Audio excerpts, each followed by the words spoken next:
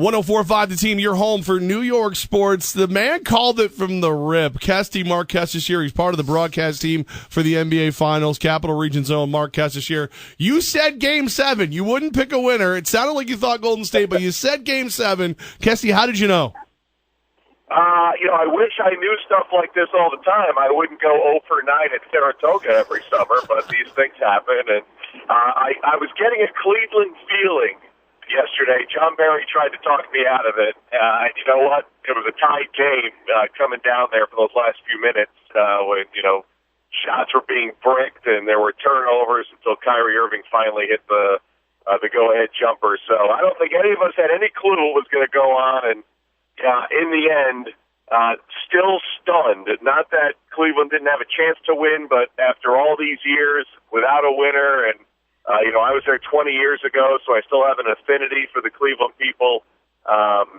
Stunned that they went into Golden State and won twice in that building and winning the final 3 games. Well, you're certainly not alone. I heard Le Batard share this morning that there was not one ESPN analyst, not one, who picked the Cavs to win. That's right. I mean, the way the Warriors came off the West, winning those last 3, you just had a feeling it was a matter of time. It was a team of destiny, 73 wins. And that's before they went up 3-1. But, yeah, I think that was a tough pick. I remember going into it saying, had Oklahoma City won that series, I probably would have picked Cleveland, as well as the Thunder were playing, but hard to pick against the Warriors. And, hey, there was a part of me that wasn't sure if it was going to go more than 4 or 5. Marc Kestecher joins us right here on 104.5 The Team. Now, Kesty, when you look at the fact, 52 years without a championship, the 40-plus year history of the Cavs, no championships, how perfect of a script was this for Cleveland to break the drought? Yeah, I mean, who would have ever come up with something like that? No one's ever come back down 3-1. LeBron, the numbers he put up over the 7 games and especially over the final 3 games of the series, and Kyrie Irving, and then even Kevin Love stepping up with 14 big rebounds last night. And then to watch them after the fact, as emotional as they got. And J.R. Smith, his press conference, that's a side of him that you don't ever see. It just meant so much to them. That's one that you go back in your mind. Like, it kind of reminds me of the 2004 Red Sox. Like, if you're going to break a curse, you might as well come back from down 3-0. And then you think about all the things that happened along the way, how it could have went could have went in a different direction. You'd never want to try it again. But, yeah, if you're going to break a long jinx, you might as well do it that way. Kesty, you're in the building. What was it like with the Golden State fans having to watch the Cleveland curse get broke right there on their court? It was bizarre. I think I put out a tweet. I don't tweet often during games, but you really felt the air get sucked out of the building when Kyrie hit that shot. Then even furthermore, when the hard foul on LeBron, and then he goes and hits the 1 of 2. I'd never seen anything. The building just disappear like that. And then a lot of people stayed. I know there were a lot of Cavs fans who had come in, but a lot of Warriors fans stayed. I don't know if they just were shocked, or they wanted to boo the commissioner because they were upset with the suspension of Draymond Green for Game 5. It was a weird vibe last night, but and then even listening to some of the Warriors players after, that was tough for them to watch a year after winning it, thinking they had it in the bag. The commissioner is such a dork. I mean, he's such a dork. He's so used to being loved and welcome. I mean, it's great when you're the deputy commissioner and you're the second-round guy in the draft, and I think he for the most part has pretty much been cheered. That was, I think, to me, that was the Roger Goodell moment where you were getting booed every time you spoke a word.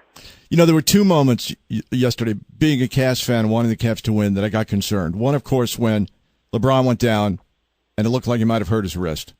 And the other was when he missed that first foul shot. I was worried from where I was sitting. We're on the top of the lower bowl, so I was, a few hundred feet away. But the way he landed awkwardly, first I thought it was a wrist. Then I thought maybe it was his elbow.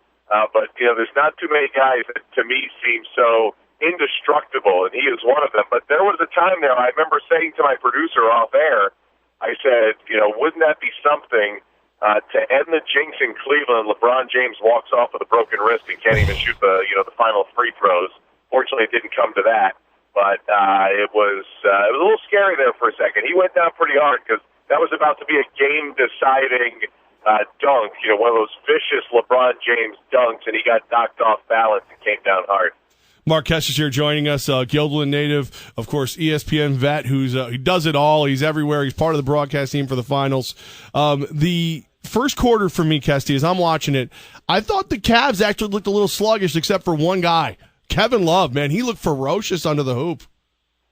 Yeah, it was, look, Golden State went big, and that took Tristan Thompson a little bit off his game, and a lot of credit to Kevin Love, who had kind of disappeared in this series, obviously missed a game with a concussion, but he came up with 7 big first-quarter rebounds that turned out to be huge for the Cleveland Cavaliers, and good for him because, look, we're going to be in this little off-season here where, you're going to hear rumors of him perhaps, being moved to all different outposts, and maybe now, with a championship in their belt and, bringing the gang back together to see if they can make it 2 in a row, maybe that stops, but at least he doesn't have the uncertainty of finishing on a really sour note.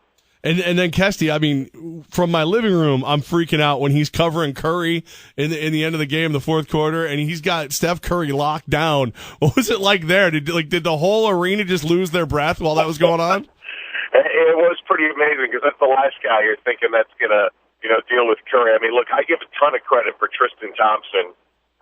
So many times when I'm doing a game, you're just on the ball all the time. And one of the nice things about being in the studio and where our location was, it was almost like a coach's film from the end zone. And just watching Curry go in circles and figure eights and get switched on to Tristan Thompson, who stayed with him amazingly at his size, and then Kevin Love at the end, able to stay in front of him. That's part of where this whole championship turned around for Cleveland. It wasn't just LeBron James, hitting jumpers. It wasn't just Draymond Green getting suspended. It was the defensive intensity in which they played, the physicalness that they knocked those guys off their rhythm in the last 3 games, and was very impressive. And, yeah, that was one of the last guys that I thought would be able to come up with a big, nice defensive play. So kudos to Kevin Love. I'll tell you, one of the greatest defensive plays that I've ever seen, and that is getting some talk, is LeBron's. Yeah, the block. Yeah, amazing.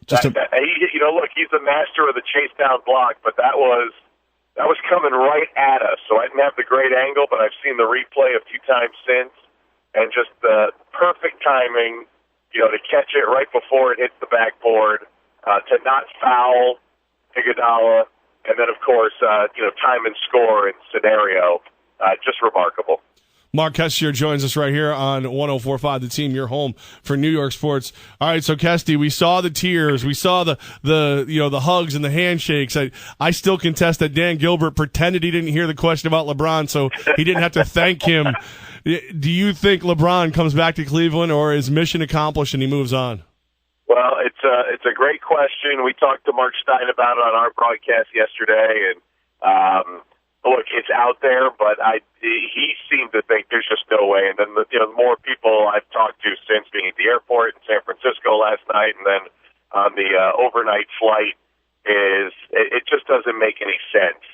After leaving Cleveland the way he did, and then to come back. And yes, it is mission accomplished, but to me, look, I know he yearns to play with some of his guys, but sometimes that's not the best move. And chasing rings, and he just got exactly what he wanted in year 2, which I wasn't even sure when he left Miami if they could do it in 2 years, and they almost did it in year 1, up 2-1. So I think he stays. Just a question of do they make as many moves as they would have had they lost the series? That's what I'm looking at. Do they just keep the same guys, the same cast, and go for it again? I think that's going to be one of the big factors here moving into the free agency period.